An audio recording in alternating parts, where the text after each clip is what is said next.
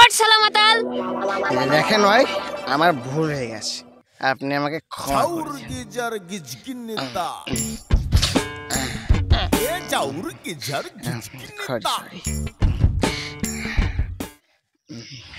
যত সব মাতালের দল, শালা খুন করবো একেবারে।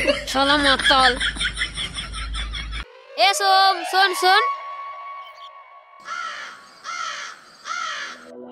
বলো কি হয়েছে?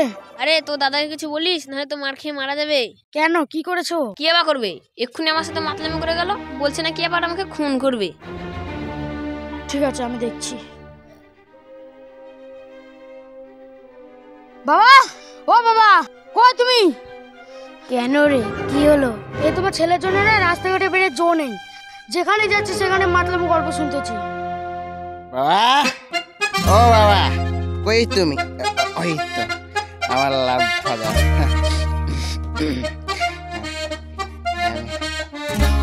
বলছি কিছু টাকা দাও না। আমার কাছে টাকা নেই। টাকা নেই মানে? আরে তুমি দেবে না তো কে দেবে?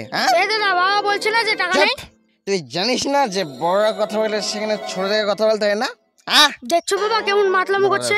তুই কে আমাকে মাতাল বলার? তোর ভাই। তুই আমাকে টাকা দিবি? হ্যাঁ দেবো। কত টাকা লাগবে তোর? প্রায় 2 লাখ টাকা। 2 লাখ টাকা? কি দাম বেরিয়ে গেল? আরে পারবি না বুঝলি, ছেড়ে দে। বাবা, তুমি আমাকে টাকা দিবা কি দিবা না? আমি তোকে টাকা দিতে পারবো না, বেরিয়ে যা বাড়ি থেকে। কি বললে? তুমি আমাকে টাকা দেবে না? তাহলে এই বাড়ি আমার নামে লিখে দাও, আমি এই বাড়ি থেকে।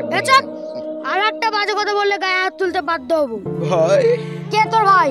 আমি কোনো মাতালের ভাই হতে পারি না, বেরিয়ে যা এখান থেকে। ভাই ওকে মাতাল বললা?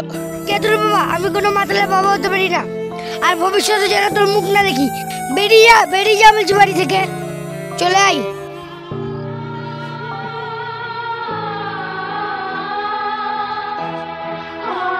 মরবো আমি রাস্তায় গিয়ে মরবো, তবু এই বাড়িতে আমি ফিরে আসবো না। আরে বাড়িতে কোনো কুকুর পুষলে তার প্রতি মায়া হয়, আর আমি তো সারা মাতাল।